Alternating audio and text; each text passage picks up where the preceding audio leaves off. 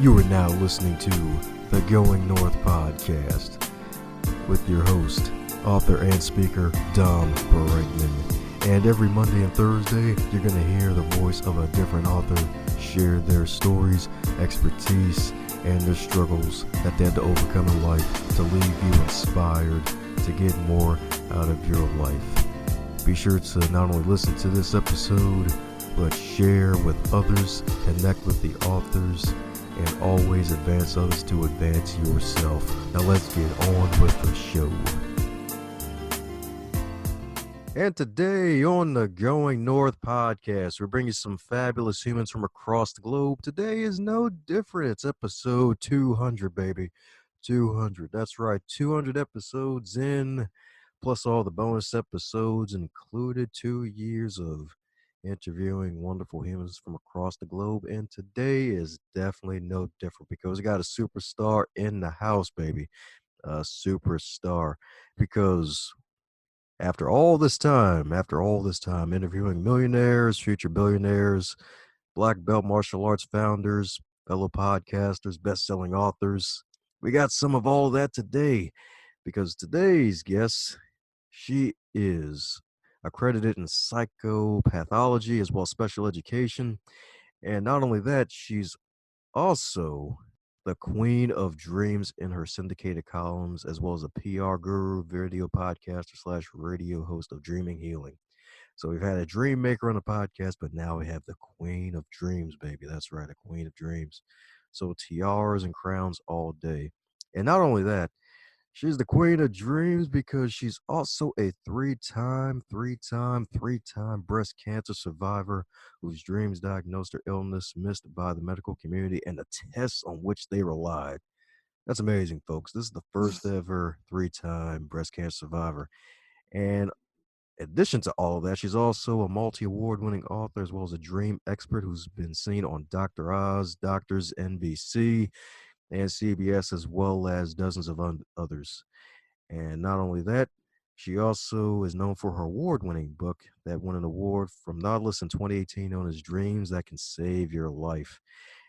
And it just doesn't stop there, folks, because she's also international, as well as being an author and lecturer and a keynote speaker who promotes patient advocacy and connecting with divine guidance through dreams for success in health, wealth, and relationships. And one of her favorite quotes of all time is, "Don't tell God how big your problems are. Tell your problems how big your God is." And for those who haven't been living under 5,000 rocks, you probably know who I'm talking about. It's the one, the only Kathleen O'Keefe-Kanavos. How are you today, ma'am? Oh, Dom, who are you talking about? I want to meet that person. That can't possibly be me. Oh, yeah, talking about the person that makes a lot of folks meow. We were talking about my Siamese cat curling up on top of me under my desk because we've been so busy promoting this awesome book full of all these incredible authors, Chaos to Clarity. So, yeah. Thank you, Dom. Thank you for having me on your show. Oh, yes, and a special shout out to that wonderful Patricia Caganello with her fabulous self as well for making this Mhm. happen indeed. That's right, the Marine captain is making it happen. Yes, she is. She does. Yes, indeed. Yes, indeed. Well, as with all veterans, you're probably used to the beginning of every interview. So mind filling in some cavities where I missed some things in the introduction and tell us who is the wonderful cat.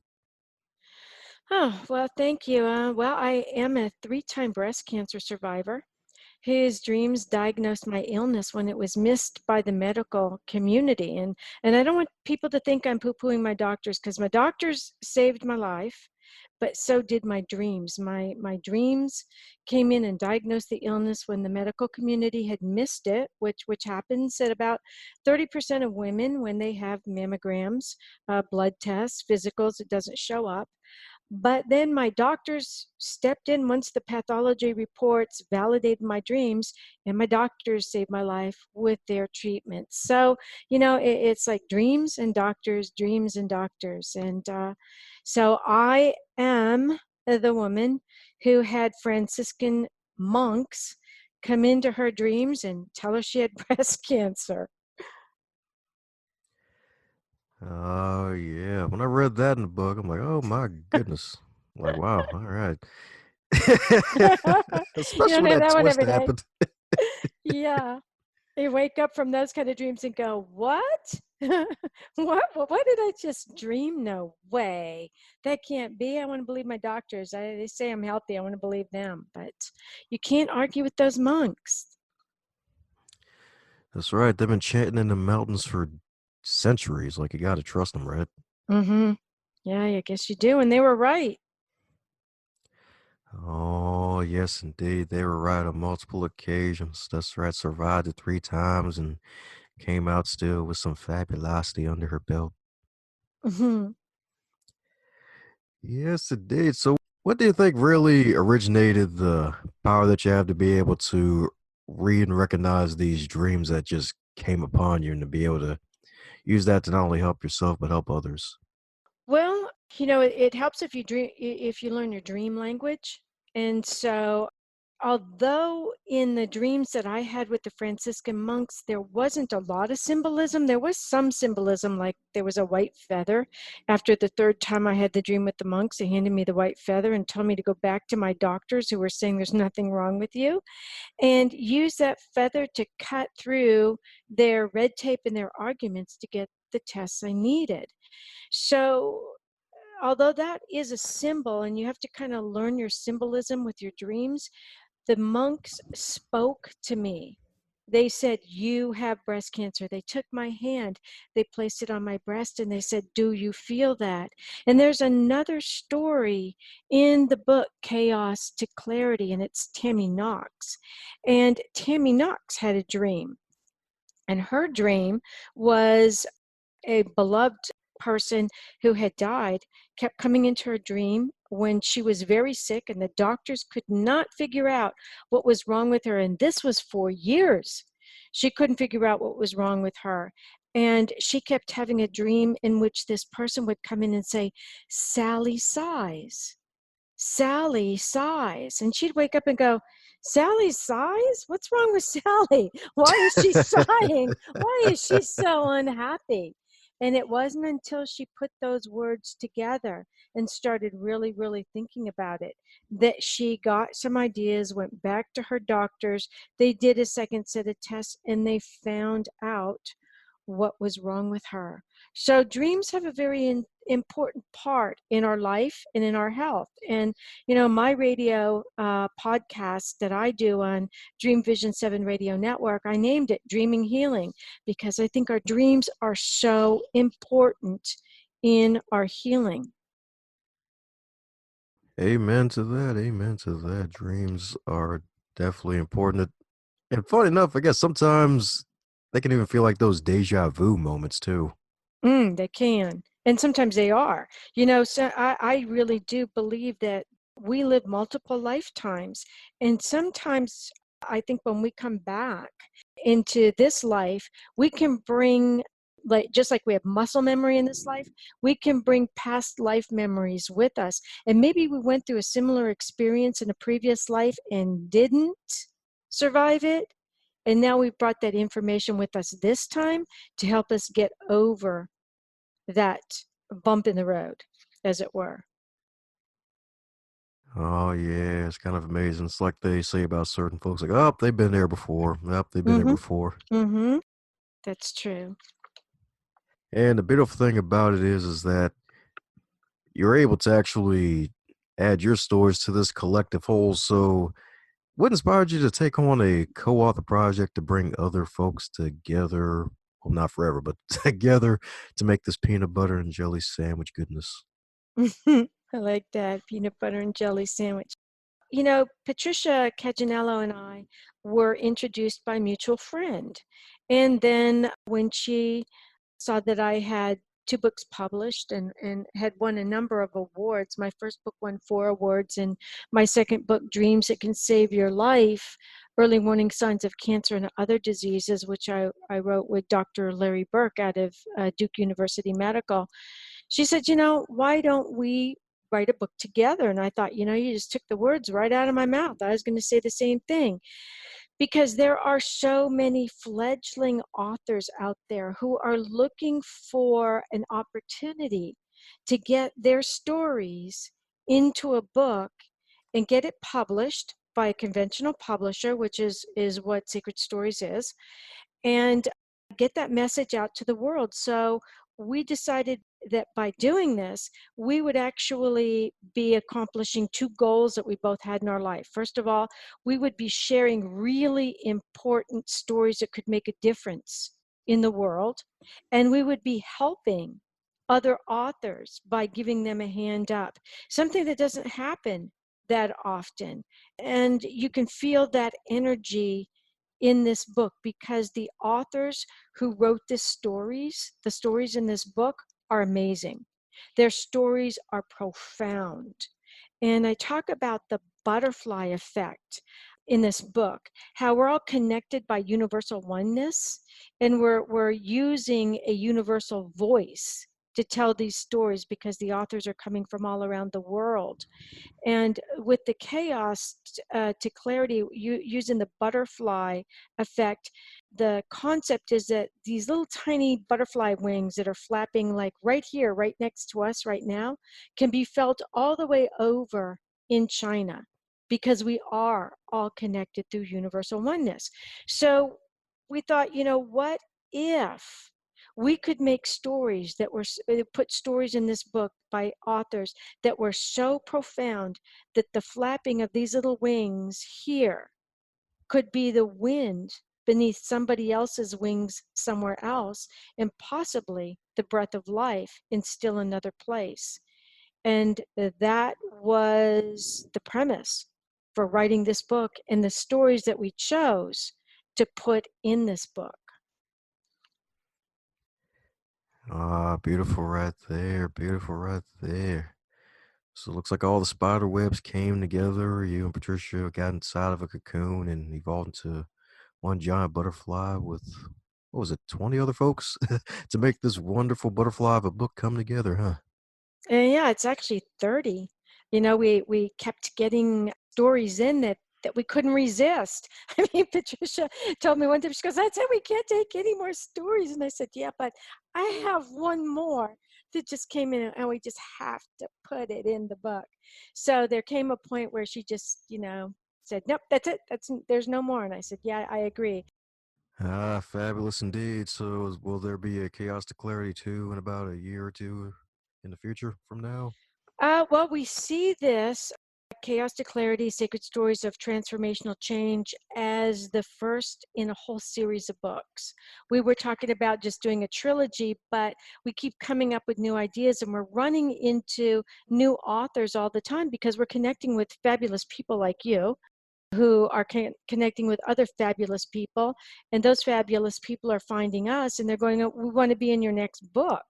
So with this book, we had Dr. Bernie Siegel wrote the foreword, and now we're finding that we're just loving working with him. So we're hoping that he's going to be even expanded more in the future books, and it helps our little fledgling authors that we are so protective of get their stories and their writing out there into that wide world. Ah, I love it. Because as you were going through it, I'm thinking chicken soup to the soul, but for the new age in a way. Oh, that's a great way of putting it. I like that. Chicken soup for the soul, but for a new age, because, one of the things that we talk about is how our world right now is going through a lot of chaos. And because we're connected through universal oneness, we can kind of feel that. It affects us.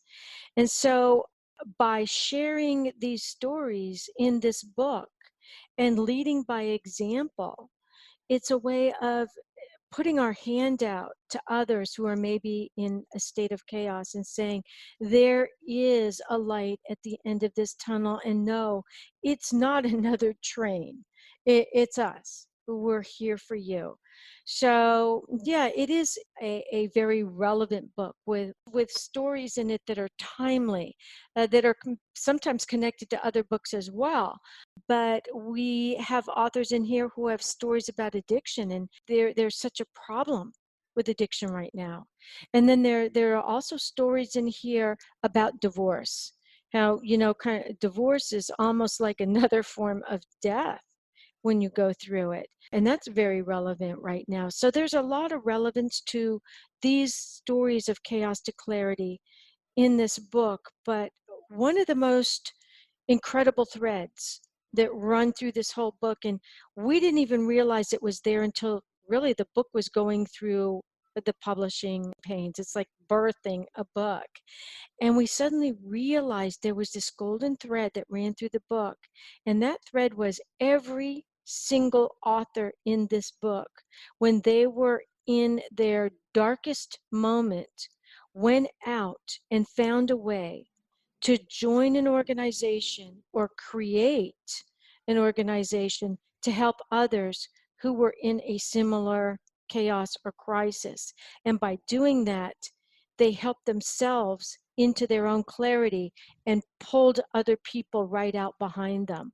And I was just floored by that. Oh yeah, and you're definitely right because I'm reading through a lot of the book when interviewing some of the authors, and I resonate with some of the stories. It's like, especially kind of like with Dennis's story of the whole pilgrimage of Camino del Mm-hmm. Santiago. It's like that walk. It's like you plan for something so well that the plan doesn't go well, and it's like, all right, you got to find another reason to keep going, and it's not the one that you may have been trained to like find. And of course your story as well with the second one with the story of grief. It's like, dude, when I was reading that story earlier today, it reminded me of the time when I lost my father, and it was very powerful. So yeah, the stories are definitely from real people with folks who've gone through real struggle that can resonate with that. Mm-hmm. And you brought up something very profound there, the death of my mother in this book and the death of your father. It's a coming of age. It's not something that, oh, we always knew it. Dom, in the back of our mind, we knew we were going to outlive our parents. That's normal. But when the day comes to say that last goodbye, it's really painful. But what I learned from it, and I probably couldn't have learned as strongly as I did any other way, is that love never dies.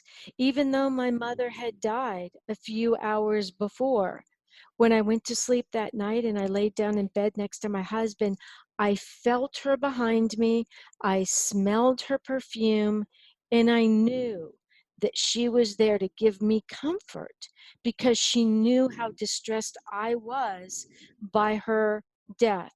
But she was saying, I haven't left you. You just can't see me. Yeah, it's definitely powerful indeed, and it's really interesting how that happens because it's like when you lose like one of your parents, it's like you definitely go through a certain level of trial that really strengthens you in a way that you can really never imagine. In a way, it's like you may turn out in a different way that you may have not planned on happening. Mm-hmm. Yes, and it can affect you for many, many years if you think you're the only one who feels that deeply about losing a parent.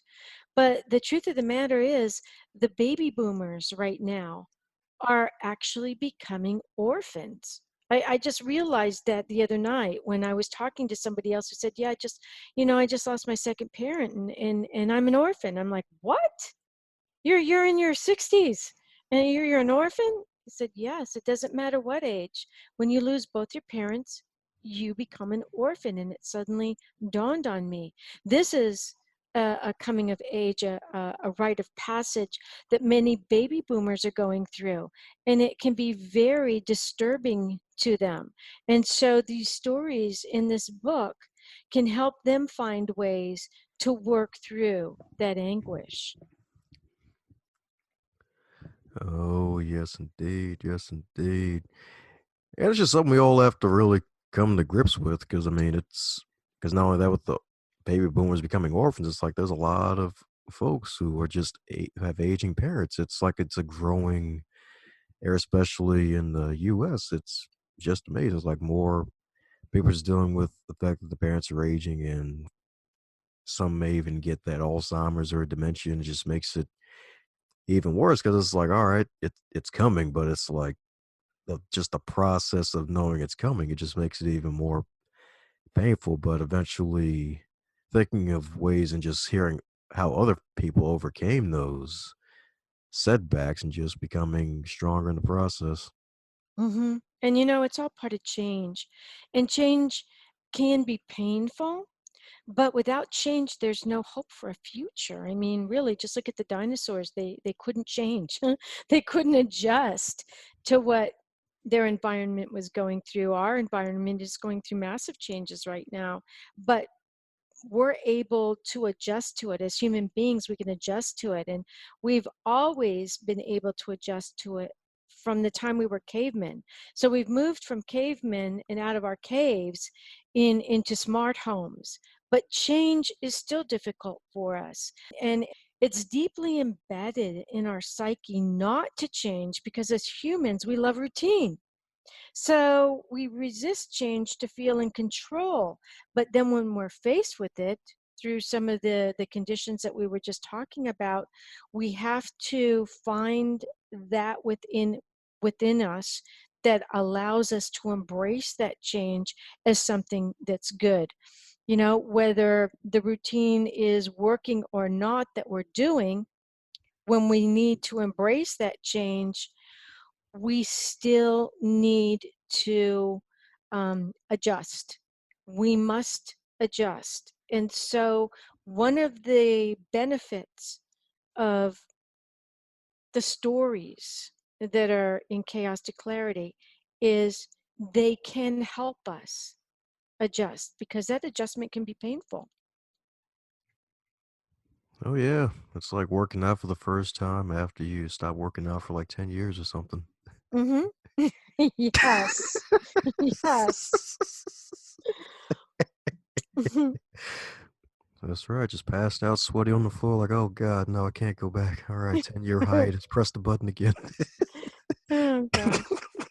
Yes. Yes, exactly. And with some of, the pain that you feel in chaos to clarity or whatever chaos you're in, you kind of focus on the fact that you've kind of gone through this before and you don't want to do it again. If it's a divorce, you kind of focus back on when you were in high school and you had your first love, and then that first love fell in love with your best friend and you didn't know if you were going to survive that. And now here you are an adult feeling that same pain times 10 because you have two children who are teenagers asking questions that you can't answer. Oh yeah. Oh yeah. That is so true. Gotta love the dark side of technology. That makes it Mhm. happen. Mhm. But yeah, so you've been on this interview train with all the co-authors, and you got this media maven goodness. Is there a question that you wish that folks would ask you that have not asked you yet, at least via media wise? Trying to think that I've done so many interviews. I think they've hit all the questions eventually. The last one I had that kind of was got me a little bit off guard because I wasn't expecting it. Is when I was in LA doing one of the morning shows, and the host said, I have a dream, a recurrent dream, that I am in the attic of my house. And what does that mean? Like, well, our attic is usually our higher intelligence or our higher consciousness. So what were you doing up there? And she said, I was just kind of sorting through stuff up there. And I said, well, that's a good thing, that's all good. And no, I'm not sure I really have a question that I wanted them to ask. One that I think, um, I'm surprised they haven't asked is why humans are so afraid of change. because they really are. We don't like change. We really, even though we have birthday parties and we want gifts and we don't know what's on in the gifts, we don't really like surprises. We have a pretty good idea that whatever's in that box is good. And so that's where the phobia to change comes in. It's actually the phobia of the unknown. When we don't really know what that change is going to be, when we can't see around the corner of life, we become quite frightened. And it's really not until we are backed into a corner and we've hit a place of do or die that we will embrace change and we will get out of a relationship that is detrimental to our health, where we might be threatened, where our spouse is addicted to drugs and is aggressive, or it might be at that point that we realize we have to listen to our dreams and go to the doctors and make a change in our life, maybe even the change of changing our diet, which can be painful. I mean, one of the stories in the book is how someone who has uh, the genes of being overweight finds that by not focusing on her genes, but focusing on now and making changes in her life, including her diet, she can suddenly fit in her blue jeans again. So I think that although there is a strong phobia to change, I mean, I think it's like number 11 on the 100 phobias that humans have. Change is really good. Change is important. And we should embrace change. That's right. Just imagine change as a giant marshmallow with bunny ears. I like that. Oh. But yeah. Oh, that's a good one, Dom. I might need to use that in the next book. Oh Hmm. yeah. That's right. The power of magical analogies. Yeah, sort of like that. What is that movie, Ghostbusters, where the great big marshmallow Michelin Man is like coming down the street, giant. You remember that in there? That's what I thought of when you Oh. told me that marshmallow bunny. The Michelin Man with bunny ears. Oh, buddy. Hmm. I guess a pillow soft demon, huh? If he has a Mm. frown on his face. Hmm. There you go. Better yet, he could probably tag team with the Pillsbury Doughboy. Actually, it might have been the Pillsbury Doughboy floating down that street. Yeah. That's right. The Pillow Soft Rebellion. That's right. We're tired of you all absorbing our softness. We want it back. Hmm. Oh, man. But yeah, definitely right, though. Change is hard. It is harder than a brick for some folks because it kind of goes back to what you mentioned earlier, how we're so into our routines and it takes so well, I wouldn't say it takes so long, but it just takes discipline and effort to change because there's like the whole classic 30 to 67 days to change a habit. And then it's like once you eventually get that habit fixed, then you got to replace it with another. And a lot of folks may not even be open to that, depending on what they decide to change or, lack of a better word, sometimes forced to change. Hmm. Yes. With some of the changes that we were reading here, like when a spouse died, there's no going back. Here it is what it is, and I know that uh, the one of the authors in particular was writing about suicide. She was just trying to figure out how to do it, and the only thing that held her here was not wanting to leave her two daughters behind. But yes, that do or die moment where you've got to start making the small changes and the small steps. And then before you know it, you're into the sunlight and you're looking over your shoulder at the dark storm that you're no longer in. And again, this person reached back and said, "Let me help you," to those who were still behind her in the storm. That's right. Reach back in the storm, reach back. Grab them. Don't be like Noah. Go back and get them. Yeah. Oh, oh, that's a good one. I hadn't thought of that one. Yeah. Hell yeah, that's right. That's right. The power of change right there. Changing your thoughts, thinking of other ways on old cliches and stories.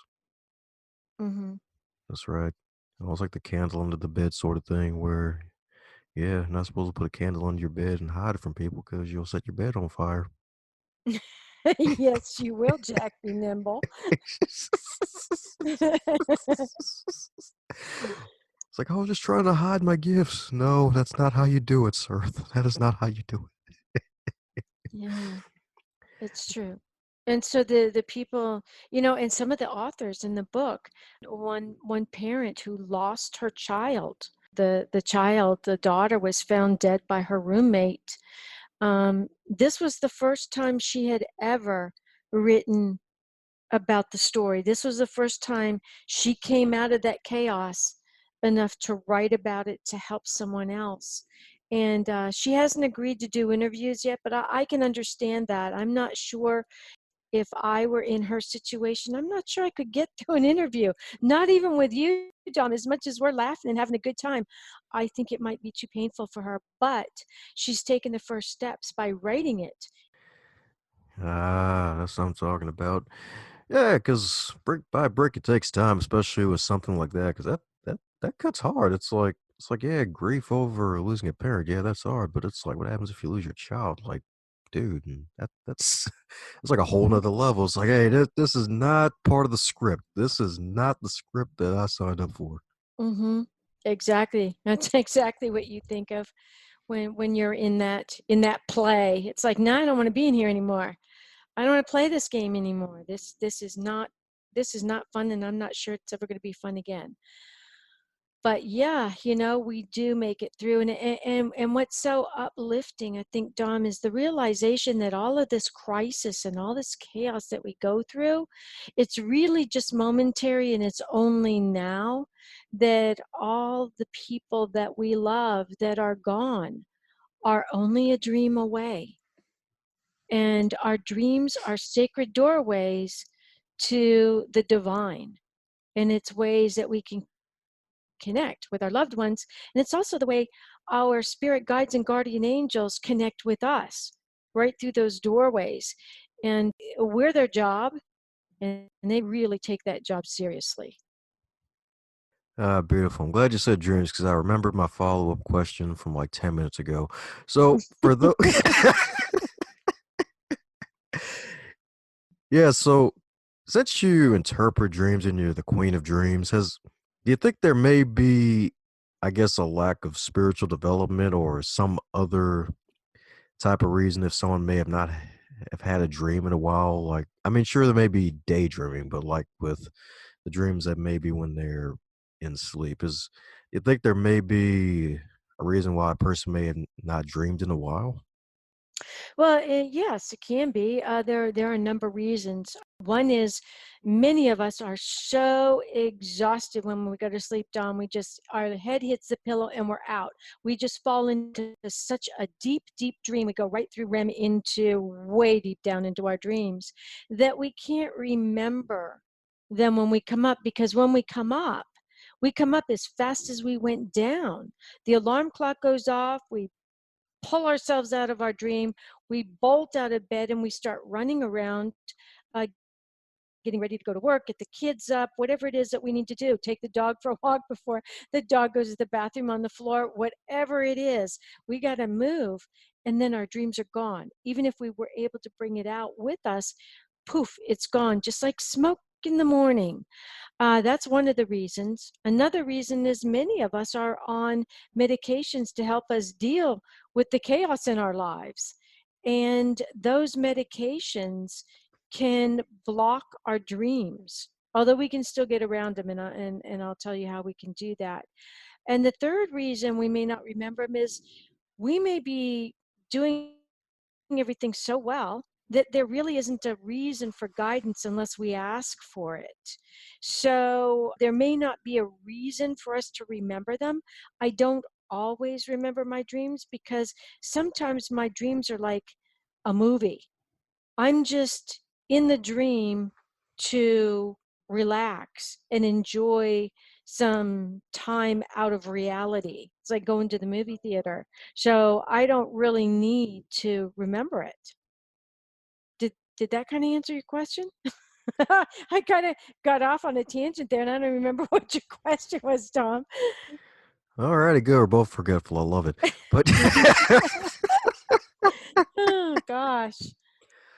but yeah, it was fabulous because sometimes it's been like because at one point I felt it was like for a couple years or so, it's like no real dreams for me at during sleep.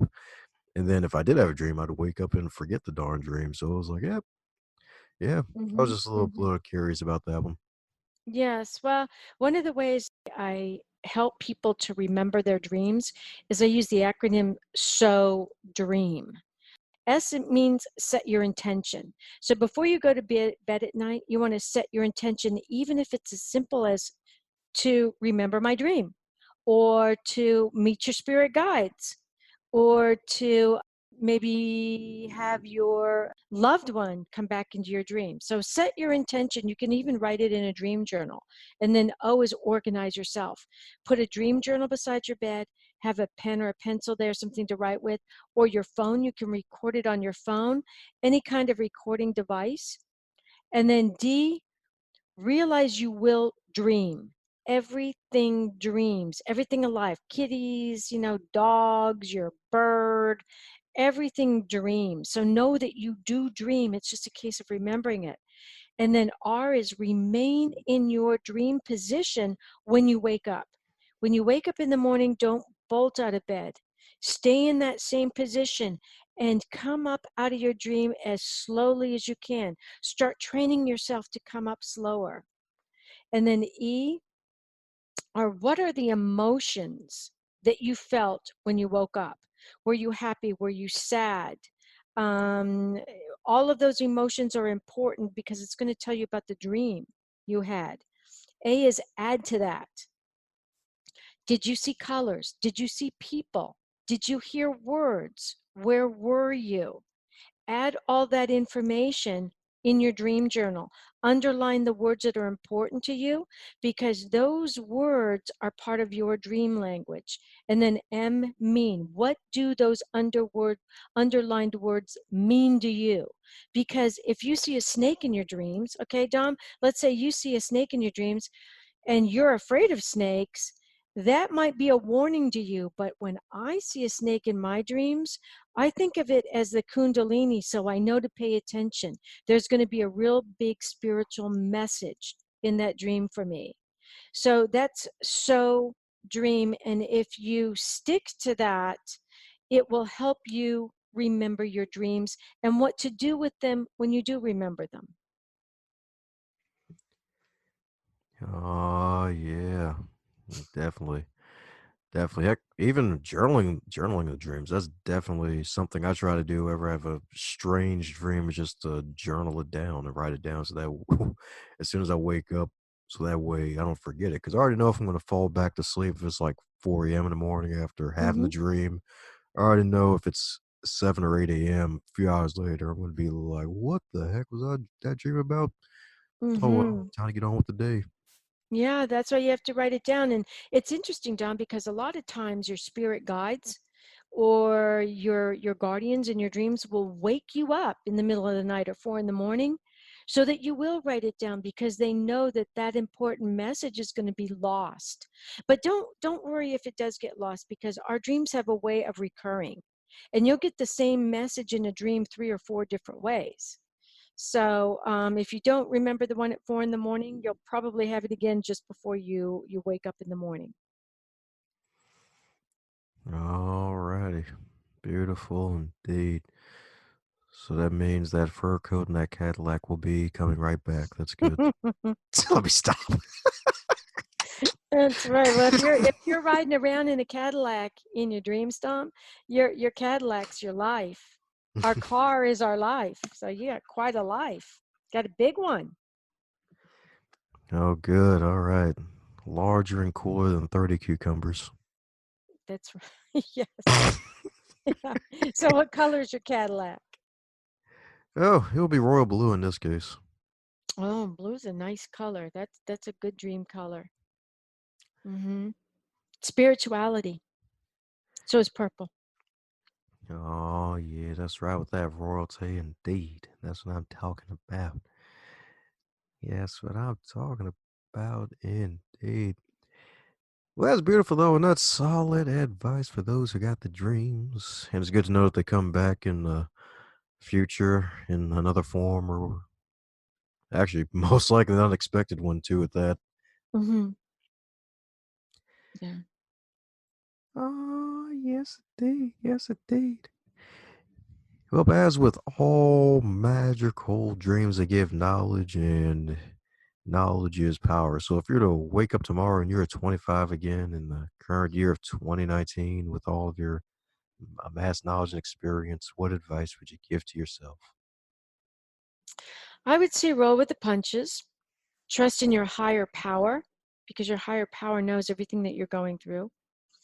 And don't tell God how big your problems are. Tell your problems how big your God is, and they'll scatter. That's right. They'll scatter like leaves and fall. That's right.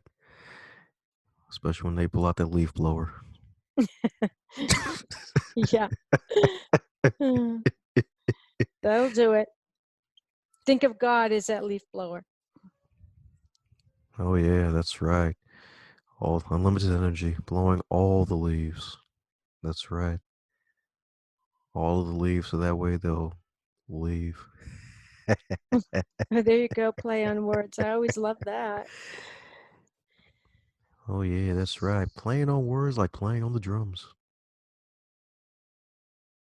Well, enough of my corniness. For those who want to keep in magical contact with you, what's the best way to reach out to the wonderful cat? Well, you can go to my website. You can get there two different ways. You can go into the search engine on Google and type in thequeenofdreams.com and I'll come up. Or you can use my name, Kathleen O'Keefe-Kanavos.com, and that's KATHLEENOKEEFEKANAVOS, V as in Victor, OS.com.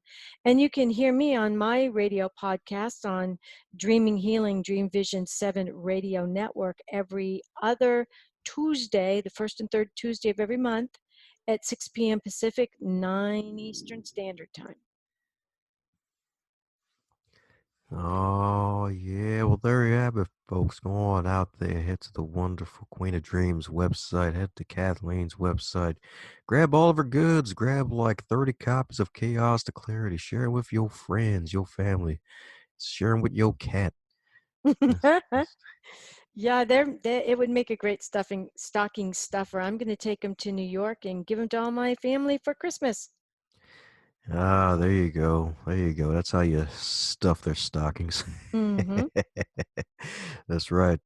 Heck, even stuff some turkeys with it, metaphorically. Not, don't actually stick it in a turkey. If you do, don't get the butt greasy.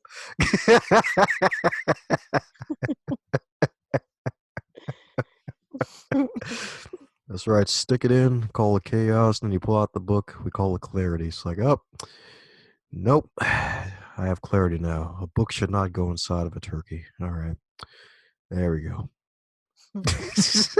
Oh, just think of that. Put it on the table. That would be nice. Put it on the table on everybody's plate.